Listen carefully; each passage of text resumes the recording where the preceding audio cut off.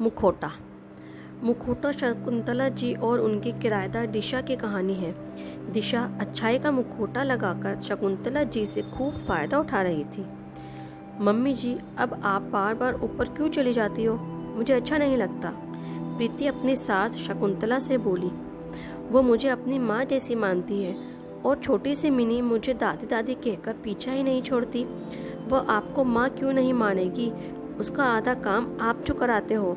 ये तकरार सास बहू के बीच आम हो गई थी। प्रीति ही शकुंतला जी का ये सोचकर मनाती कि क्यों दूसरों की वजह से अपने घरों में कलह करूं। इस तकरार का कारण कुछ ही महीने पहले आए किराएदार पति पत्नी और उनकी 3 साल की बेटी। शकुंतला जी ने घर के ऊपरी दोनों कमरे और किचन का सेट ये सोचकर किराए पर दे दिया था कि घर में रौनक भी बनी रहेगी और कमरों की साफ सफाई भी हो जाएगी। कुछ ही दिनों में मिलनसार शकुंतला किराएदार दिशा के साथ घुल मिल गई। उसे बहुत पसंद करने लगी। पसंद भी क्यों न करती, दिशा बातों में इतना शहद घोलती कि किसी को भी डायबिटीज हो जाए। दिशा का अच्छे बनने का मुखौटा प्रीति भली भांति देख चुकी थी, लेकिन शकुंतला जी उस मुखौटे को नहीं देख पा रही थी। प्रीति के प्रति आशीष कई बार प्रीति को कह चुके थे, मम्मी को टोककर तुम ही बुरी बनती हो। पर एक इंसान भी अजीब है। हम चाहें अपनों से कितना भी लड़ ले या गुस्सा हो जाए, पर दूसरों को किसी अपने के सीधेपन का फायदा उठाते नहीं देख सकते। हमारी मम्मी बहुत भोली भाली है और वो अच्छाई का मुखौटा लगाकर मम्मी जी को बेवकूफ़ बनाती रहती है। छोटे बच्चे का बहाना कर कभी मम्मी से सब्जी कटवाती है, कभी बच्चे को पकड़ा देती है, कभी छत से लाए सूखे कपड़े को फोल्ड करने के लिए बोल देती है। तो तुम्हें दुख है कि मम्मी उसके साथ काम करती हैं, तुम्हारे साथ नहीं। हंसते हुए आशीष बोला, देखो मेरा मूड बहुत ख़राब है, मजाक मत करो। अच्छा सॉरी, पर मम्मी का मन उनके साथ बहलता है तो क्या हुआ? मैं कौन सा बात करने से मना कर रही हूँ? बस रोज़ रोज़ जाने और उनका काम करने से मना कर रही हूँ। मैं चाहती हूँ कि मम्मी उसके मुखौटे के झांसे में ना पड़े। दिन का खाना तो उसका मम्मी के भरोसे ही होता है। कहती है दिन में तो मैं अकेली रहती हूँ खाने वाली, इसलिए कुछ बनाने का मन नहीं करता। मम्मी भी रोज़ दिन में 1 कटोरी सब्जी भरकर उसे दे आती हैं, तो वह मम्मी के गुणगान क्यों ना करे। पर मम्मी समझती नहीं कि वे सिर्फ अपना मतलब निकाल रही है। कई बार तो मम्मी मुझसे छुपाकर फल भी दे आती हैं और मैं लड़ाई ना हो इसी के चक्कर में अनदेखा कर देती हूँ। कल तो मम्मी जी से कह रही थी, हम यहाँ किसी को नहीं जानते थे, अनजान शहर में कैसे रहेंगे, पर आपने मुझे इतना प्यार दिया कि आप मेरी दूसरी मम्मी बन गई। तब से मम्मी जी तो कुछ ज़्यादा ही लड्डू हो गई हैं। आशीष बोला, चलो अब छोड़ो भी, तुम भी क्या छोटी छोटी बातों को लेकर बैठ जाती हो। आज प्रीति की बेटी पीहू का जन्मदिन था। प्रीति ने पकोड़े और पीहू के पसंद का खाना बनाया। शाम को उसके दोस्तों के लिए एक छोटी सी पार्टी भी रखी।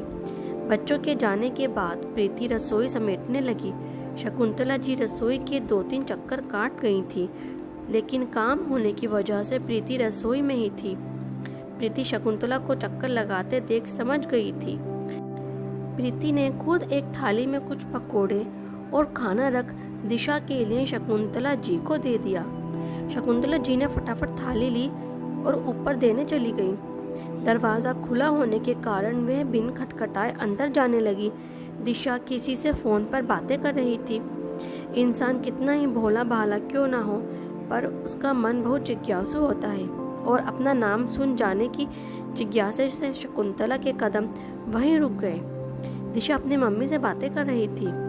मम्मी, शकुंतला आंटी तो बहुत भोली हैं, ज़रा सी तारीफ कर दो तो मेरा आधा काम कर जाती हैं। बनी बनाई सब्जी और फल दे जाती हैं। बेटी के लिए खिलौने और खाने का सामान ले आती हैं। दिन भर उसे संभाल लेती हैं। कभी दिन में सोना हो तो ये कहकर नीचे छोड़ देती हूँ कि आपको याद कर रही थी, और जब से ये बोला है कि आप मेरी दूसरी मम्मी हो, तब से तो प्यार की गंगा बह रही है। शकुंतला जी ये सुनकर सन रह गईं। इतना प्यार, अपनेपन का ये नतीजा। दिशा को मैंने प्रीति से भी अच्छा माना, इसकी वजह से मैं प्रीति से लड़ जाती हूँ। और इसके दिल में मेरे लिए ये भाव। आज शकुंतला जी को दिशा का मुखौटा के पीछे वाला हंसते चेहरा दिख गया था। तभी दिशा मुड़ी शकुंतला को देख सन रह गई। अरे आंटी, आप कब आई? मैं मम्मी से आपकी ही बात कर रही थी। उन्होंने आपको नमस्ते करने को बोला है।